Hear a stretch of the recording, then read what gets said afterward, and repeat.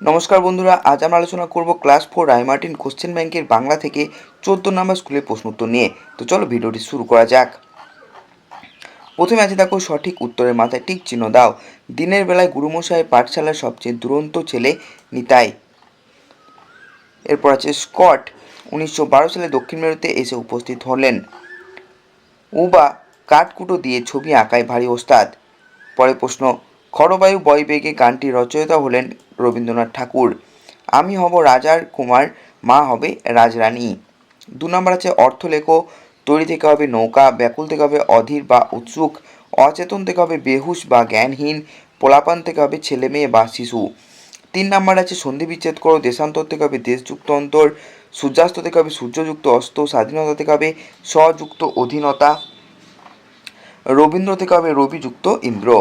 4 নম্বর আছে বিপরীত শব্দ লেখো। বন্ধ থেকে হবে খোলা, দুরন্ত থেকে হবে শান্ত, গরম থেকে ঠান্ডা এবং ভয় থেকে হবে সাহস।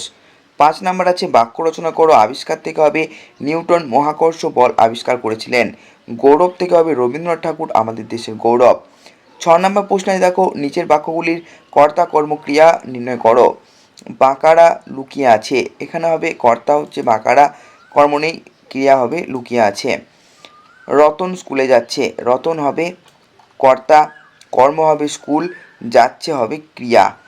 রহিম কবিতা লিখছে, রহিম হচ্ছে কর্তা, কবিতা হচ্ছে কর্ম এবং লিখছে হচ্ছে ক্রিয়া।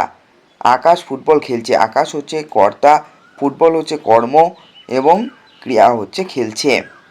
7 নম্বর আছে নিচের বর্ণগুলি কোনটি কি, তা পাশে টিক চিহ্ন দাও।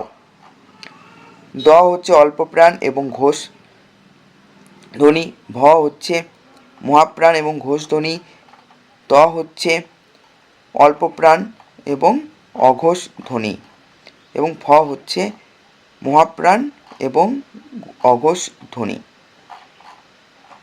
নেক্সট দেখো, এক কথায় উত্তর দাও। স্কটের পূর্বপুরুষেরা কোথায় চাকরি করতেন? উত্তর হবে স্কটের পূর্বপুরুষেরা সামুদ্রিক বিভাগে বা নৌবাহিনীতে চাকরি করতেন। কোন নদীকে ক্ষেপা নদী বলা হয়েছে? উত্তর হবে ধলেশ্বরী নদীকে ক্ষেপা নদী বলা হয়েছে। 5 ভাই বোনের কাছে ছাতা কটা ছিল? উত্তর হবে 5 ভাই বোনের কাছে মাত্র একটা তালি দেওয়া